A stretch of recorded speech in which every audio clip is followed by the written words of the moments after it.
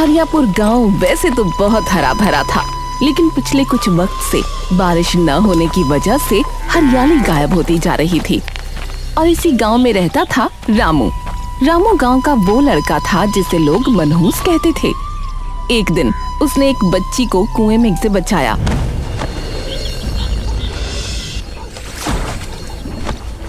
ये लो आपकी बच्ची, मैंने बचा लिया। आए मेरी बच्ची, तू ठीक तो है? बच्ची को बचाने पर किसी ने रामू का धन्यवाद नहीं किया, पर उसी रात बच्ची को तेज बुखार आ गया। अरे रामू, तूने बच्ची को छुआ इसीलिए वो बीमार हो गई भैया। मैंने पहले ही कहा था, रामू का स्पर्श अमंगल है। इसने मासूम बच्ची को नुकसान पहुंचाया है। पंडित जी, मैंने तो बचाया था। अरे चुप रह, तू मनहूस है।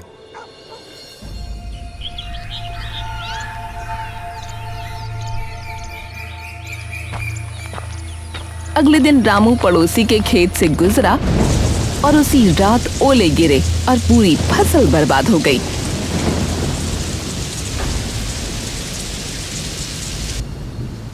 अरे करम जले, तूने सब बर्बाद कर दिया। मेरी पूरी फसल चौपट हो गई। अरे मैं तो बस खेत से गुजर रहा था, ओले तो आसमान से गिरते हैं। अरे बहाने मत बना, तू जहाँ जाता है वहाँ तबाही होती है।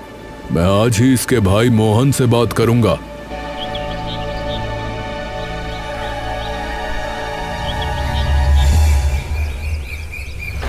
पंडित शंभू मोहन से बात करना चाहता था, पर उससे पहले मोहन की गाय मर गई और वो इल्जाम भी रामू पर आया। अरे तूने मेरी गाय को मार डाला है? तू मनहूस है, मनहूस।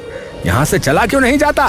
भैया मैंने तो प्यार से दाना खिलाया था, मुझे नहीं पता था। बस कर, तू हमारी जिंदगी बर्बाद कर रहा है। अरे ये रामू तो कोसों दूर रहे तो भी नुकसान करता है ये। हाँ, मुझे माफ कर दो आप लोग। तो किसी चीज को हाथ ना लगा, किसी के काम में टांग ना अड़ा, समझा? ठीक है। अब कोई उससे बात नहीं करता था, कोई उसे छूना नहीं चाहता था।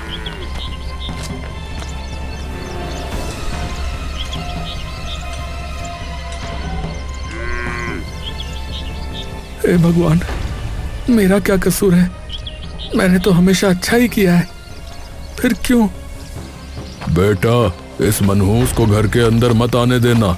ये पूरे गांव के लिए संकट है, संकट। पिताजी, पर इसे तो... चुप, तू भी इसकी तरफ मत जाना, नहीं तो तू भी मनहूस हो जाएगा, समझा? गांव में 6 महीने से बारिश नहीं हुई थी।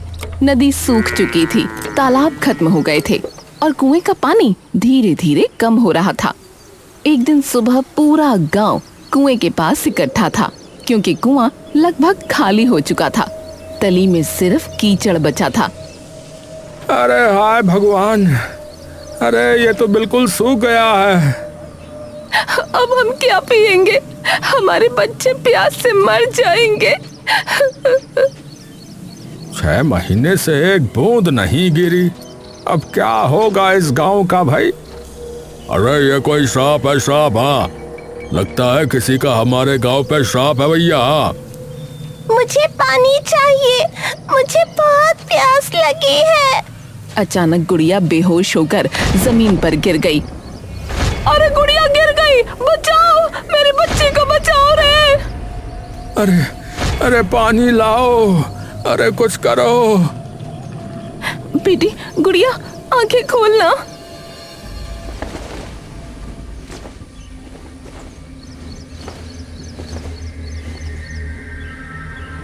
देखिए, ये गर्मी और पानी की कमी से बेहोश हुई हैं। इन्हें तुरंत पानी दो, नहीं तो जान को खतरा है। पानी कहाँ से लाए डॉक्टर साहब? कुआं तो सूख गया है। हमारी बच्ची मर जाएगी, कोई कुछ करो। आय राम, हम सब मर जाएंगे। सारा गांव परेशान था, हर कोई बच्ची की जान बचाने के लिए बेचैन था। तभी गीता आगे आई। मुझे पता है ये सब क्यों हो रहा है। क्या मतलब? ये सब रामू की वजह से है। ये कुएं से पानी निकाल कर पीता है, इसलिए ही पानी कम हो रहा है। उसी ने हमारा गांव बर्बाद कर दिया है। क्या रामू? मैंने खुद देखा, वो कुएं के पास गया था। मैं तो रोज कहती थी इस मनहूस को निकाल दो, पर किसी ने नहीं सुना। अब देखो गांव बर्बाद हो गया। मारो इस मनहूस को। अरे निकालो गांव से इसे। हाँ अरे सब शांत। अरे पहले बच्ची को बचाओ भाई, हाँ? फिर इस मनहूस का हिसाब लेंगे। गांव वालों ने गुड़िया को डॉक्टर के पास ले गए। डॉक्टर ने ग्लूकोज चढ़ाया और कुछ देर बाद गुड़िया की आंखें खुल गईं।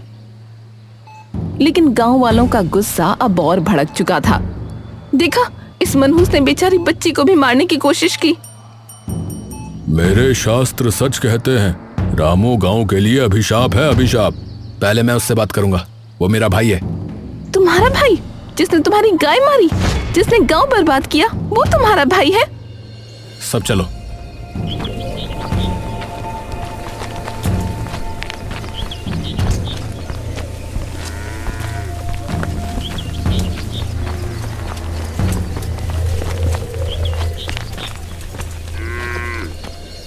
अरे रामू, बाहर निकल।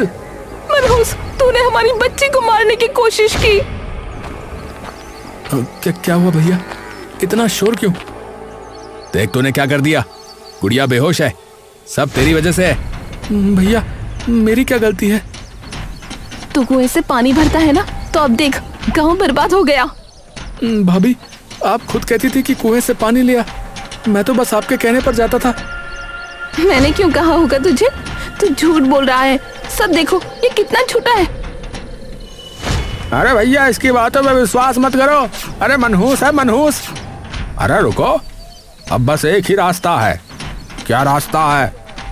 रामू, अगर तू सच में मनहूस नहीं है तो कुएं में उतर और पानी निकाल के दिखा। चल, अगर पानी आया तो तुझे मानेंगे, और नहीं आया तो क्या? अरे नहीं, अरे कुएं में मत उतारो इसे। अरे कुआं और बर्बाद हो जाएगा भाई, बता रहे। हाँ, इसे बस भगा दो यहाँ से। गांव में जो कुछ भी हो रहा है वो इसकी मनहूसियत ही है। नहीं, ऐसे कैसे जाने दे इसे? इसकी गलती है तो यही सही करेगा सब। अरे क्यों पीछे पड़ा है उसके? हाँ, छोड़ो। अरे नहीं, सरपंच जी सही कह रहे हैं। अब रामू ही सब सही करेगा। हाँ ठीक है, मैं उतरता हूँ, पर याद रखना, जब पानी आएगा तो सबको अपनी गलती का एहसास होगा। पूरा गांव रामू को उठाकर कुएं के पास ले गया। अरे उतर, अब तेरी जीत या फिर तेरी मौत। भगवान, अगर आप सच में हो तो आज मुझे सच साबित कर दो। रामू को एक फावड़ा देकर रस्सी बांधकर कुएं में उतारा गया। जैसे ही वो नीचे पहुंचा, गांव वालों ने रस्सी ऊपर खींच ली। अरे रस्सी वापस दो, मुझे बाहर निकालो। अरे अब पानी आने तक बाहर नहीं निकलेगा तो। हाँ, हे भगवान, मैंने क्या गलत किया? मैंने तो बच्ची को बचाया था, फिर क्यों सब मुझसे नफरत करते हैं? रामू अकेला कुएं में कैद हो गया। वहां अंधेरा था और ठंडक भी।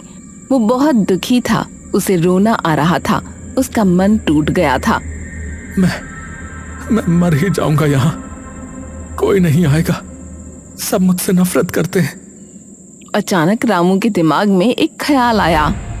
रुको, अगर मैं सच में मनहूस होता तो मुझ पर भी तो कोई बुरा असर होता, पर मैं यहाँ हूं, जिंदा हूं, मुझे कुछ नहीं हुआ। मैं मनहूस नहीं हूं। उसने अपने हाथों से कुएं की तली को टटोला और फिर फावड़े से मिट्टी खोदनी शुरू कर दी। निकल, क्या है यहाँ? निकल, मुझे सच जानना है। काफी देर बाद उसे एक सीमेंट की दीवार दिखाई दी। वो हैरान रह गया। हाँ, सीमेंट, 60 फीट नीचे सीमेंट, ये कहां से आया? हाँ, ये तो कोई इंसानी बनावट है। उसने पूरी ताकत लगाकर दीवार तोड़ दी। एक छोटा सा दरवाजा निकला। हाँ, हे भगवान, ये क्या है? ये तो कोई गुफा है। हाँ, कुएं में गुफा कैसे हो सकती है?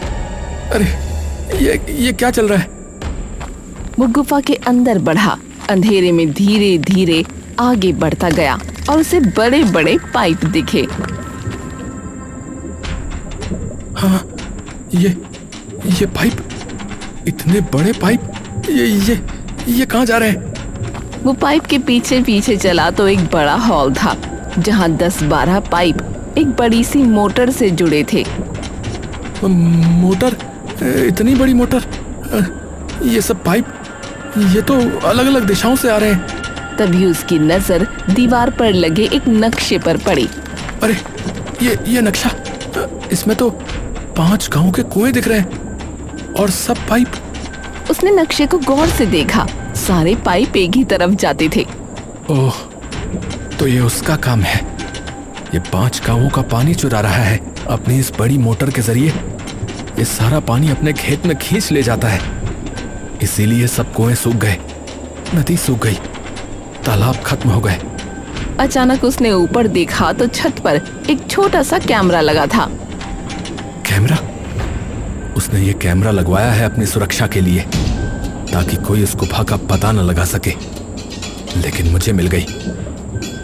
रामू ने कैमरा उतारा और उसमें से मेमोरी कार्ड निकालकर अपनी जेब में रख लिया। फिर उसने गुफा की दीवारों को गौर से देखा। हाँ, ये खरोच है और इनके बीच, अरे ये क्या? ये तो गीता भाभी की चुनरी का धागा है। वो हमेशा लाल धागे वाली चुनरी पहनती है। तो भाभी भी यहाँ आती रही है, वो सब जानती है। इसका मतलब मेरी भाभी भी उसके साथ है। अब रामू को सब कुछ स्पष्ट हो गया। गीता जानबूझकर उसे मनहूस बना रही थी ताकि पानी की चोरी का राज छुपा रहे। उसने अपनी जेब में मेमोरी कार्ड और धागा रखा और कुएं से ऊपर चढ़ने लगा, पर कुआं बहुत गहरा था। उसने आवाज लगाई, अरे रुको, सब सुनो, अरे कोई है, अरे सुनो भाई। अरे अब क्या नया बहाना लाया है मनहूस कहीं के? मुझे कुछ मिला है। मुझे एक गुफा मिली है जहाँ पाइप है, मोटर है। हमारा पानी कोई चुरा रहा है। देखो, अब नया बहाना बना रहा है, कहता है पानी चोरी हो रहा है। अगर मैं झूठ बोल रहा हूँ तो यहाँ नीचे आओ और खुद देखो, मेरे पास सबूत है। अरे ठीक है, मैं आता हूँ, मैं सब सच जानना चाहता हूँ। चलो भैया, मैं भी चलता हूँ, चलो। और मैं भी। कुछ गांव वाले कुएं में उतरे। उन्होंने गुफा देखी, पाइप देखे, मोटर देखी और नक्शा देखा। अरे ये मैं क्या देख रहा हूँ? क्या ये सच है? यहाँ पाइप है, मोटर है। अरे भैया, मतलब ये मनहूसियत नहीं थी, बल्कि ठाकुर सूरज सिंह ने हमारा पानी चुराया है। ये तो धोखा है। अरे सारे कुएं इसी मोटर से जुड़े हैं।